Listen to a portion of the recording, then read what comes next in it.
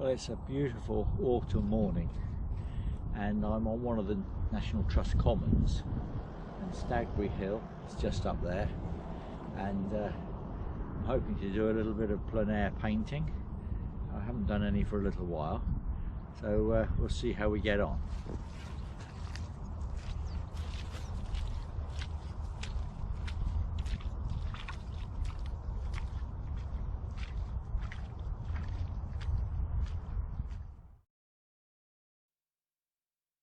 Now I'm going to walk up to the top of Stagbury Hill so I can have a good view all round.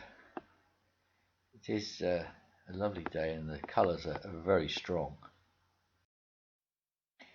Now these adjacent commons were not officially part of the New Forest until after the 1964 Act of Parliament, which put them within the perambulation of the New Forest.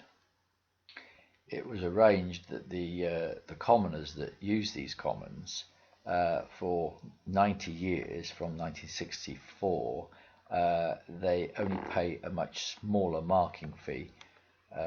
They get the services of the adjusters, but they will come under the bylaws of the verderers. The adjacent commons have a character of their own, which is separate from the crown lands of the New Forest. There's certainly less signage.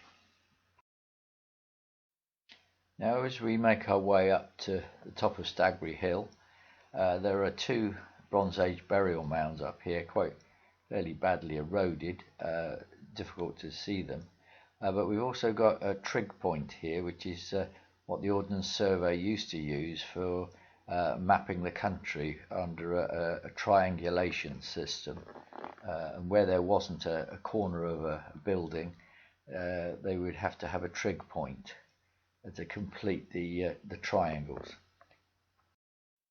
There's some lovely views from the top of Stagbury Hill.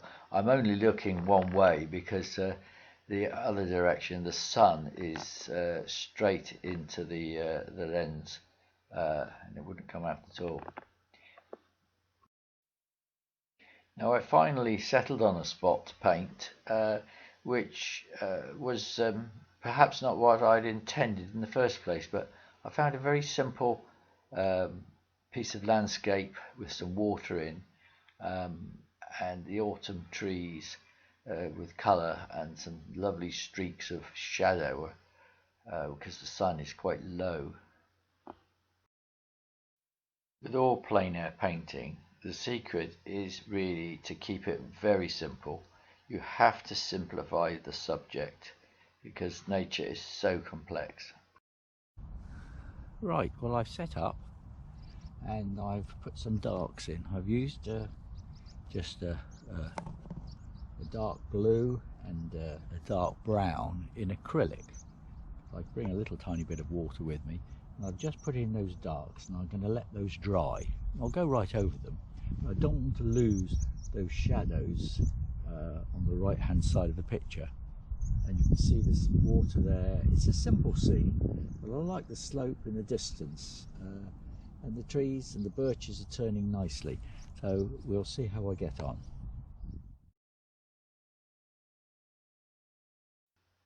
Well, this is the painting after about an hour and a half. I'm not going to do any more today because the shadows are starting to move to a different place.